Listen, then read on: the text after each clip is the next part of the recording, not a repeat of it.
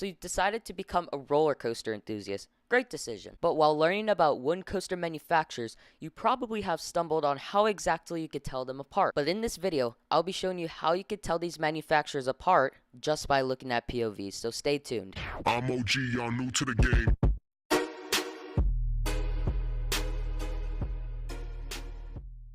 My name is Jace Nakasone, and in today's video, I'll be showing you 7 tips on how to tell wooden coaster manufacturers apart just by looking at POVs. On this channel, I make a variety of roller coaster content, so if this is your first time here, please consider subscribing. You can look at a B&M and know it's a B&M. You can look at a Gerstlauer and know it's a Gerstlauer because steel coaster manufacturers have distinct differences. However, wooden coaster manufacturers don't show distinct characteristics as much, so it's harder to tell them apart. Now remember, there is always the option of looking on sites like RCDB, Wikipedia, etc. But I want to show you how to know the manufacturer without going on any websites. Remember to feel free to politely correct me on any facts I get wrong in this video. Let me know in the comments, how do you tell wooden coasters apart? So tip number 1. Look at the track design. Some wooden coaster manufacturers make track designs that are different from the rest. Like for example, Intamin prefabs, RMCs, side friction coasters. These stand out because their track designs are different, but a lot of wooden coasters have the same design, which moves us to tip number 2. Look at the trains. The traditional trains used on wooden coasters are PTC trains. They can have either 2 rows or 3 rows per car, making it good for capacity, but they aren't very flexible, so the coaster can get rougher faster. But some manufacturers make their own trains for their wooden coasters. GCI makes Millennium Flyer trains.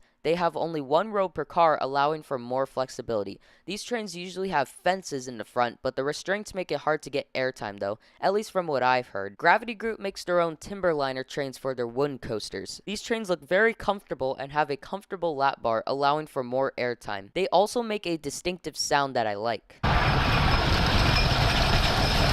Intamin prefabs use PTC-like trains, but I think the restraints are different. And of course, RMC has their own trains. Tip number 3. Look at the structure. This is where you should look at a little bit of off-rides. Most wooden structures look the same, but some look appealing and beautiful. One manufacturer that does this very well is GCI. Their structures have wood branching out, which makes some turns kind of look like mountains. On the other hand, Gravity Groups don't have those kind of structures.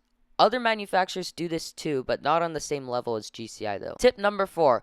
Look at the color of the wood. If a wooden coaster has been built recently, the standard color would probably be a light tan, and as they age, the wood becomes dark. So usually if the wood seems new and lighter colored, chances are it probably won't be a CCI, DIN, PTC, Vekoma, SNS, Intamin, or RCCA wooden coaster, because those companies either haven't made a wooden coaster in a long time or they went bankrupt. Unless you're looking at retro footage of when it was new. But then, if the wood is colored, the wood on the track might not be colored, like White Lightning at Fun Spot America. So look at that then. But if the tracks and supports are colored, look at my previous and next tips. Tip number 5. Look at the transitions. Some manufacturers like to repeat certain transitions on their rides. CCI uses this arrow-like transition a lot on their coasters.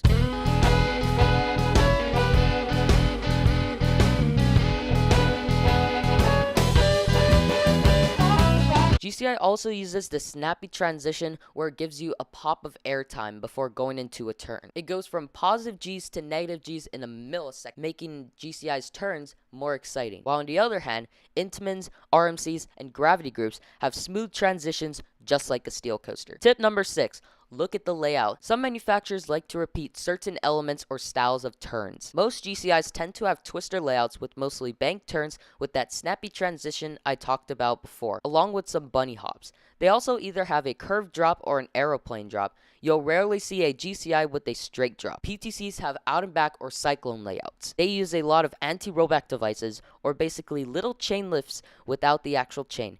They use what I call the classic turnaround, where it slowly goes through an elevated turnaround. Dinwoodies usually have cyclone layouts with boring lateral turns and 1 to 3 barely floater hills. RCCA coasters are basically DIN coasters except more spread out. Gravity Groups have smooth bunny hops, basic smooth turns, double down / ups, but can feature 90-degree bank turns and even an inversion. CCIs are a little bit harder because, well, the name says it all. They're very custom. But they usually feature awesome airtime hills, big and little, and they feature strong laterals, or the sideways force when you get slammed into the side of your seat.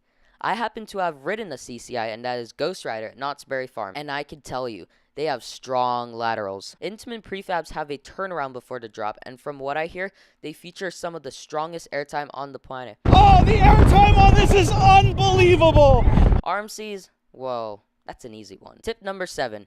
Know the names of coasters from small manufacturers. Some manufacturers like Intamin, Din, RCCA, SNS, Vekoma, and RMC don't produce a lot of wooden coasters, so it's better to remember the names of 10 Dinwoodies than 28 GCIs. There you have it. Now remember, this is pretty important. There are always exceptions. Those are the coasters that you would have to look at RCDB, Wikipedia, etc. because these tips are for big manufacturers. A big example is the Beast at Kings Island. That wooden coaster is built by Kings Island themselves. Now to put these tips to the test, we're going to look at a POV of a random wooden coaster. This is Tonnerre de Zeus. If I pronounce that wrong, I'm sorry for offending you. Full credit for this POV goes to Coaster Force. You can check this out on their YouTube channel. I'll put the link in the description.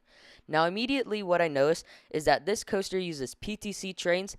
It has a darker color wood, meaning it's older, and the structure doesn't seem very appealing. That can already cancel out one manufacturer, which is GCI, because their structures look appealing. It also has the traditional track design, so it's not an Intamin prefab or RMC. The name doesn't seem familiar to small manufacturers either.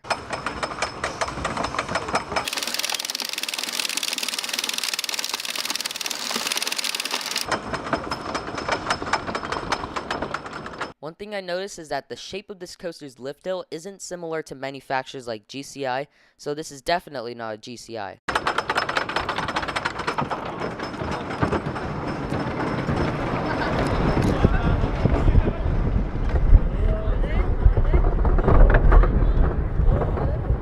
The drop isn't parabolic, so it's not a gravity group, Intamin, or RMC.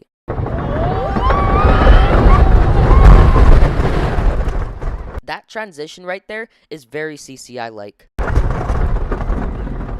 This turn seems to give some strong laterals, which points towards a CCI.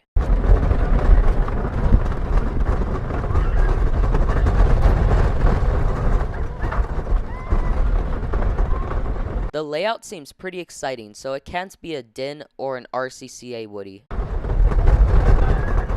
Transitions aren't very smooth, so it can't be a gravity group. This is enough evidence to prove that this coaster is a CCI. What I did is I look at the things that stand out so that I can eliminate manufacturers until I eventually come out with one. Now remember, you don't have to do it as slow as I did. I just did it this slow as an example. So I really hope this video helps. If you enjoyed this video, then please leave a like. I really appreciate it. By the way, I made a playlist called The Best of 808 Coaster Life. I'll put it up right there. It contains highlighted videos from my channel, so that if you're new here, I'd suggest you watch those videos first. And remember, if this is your first time here and you love roller coasters, then please consider subscribing for some various roller coaster content. See ya.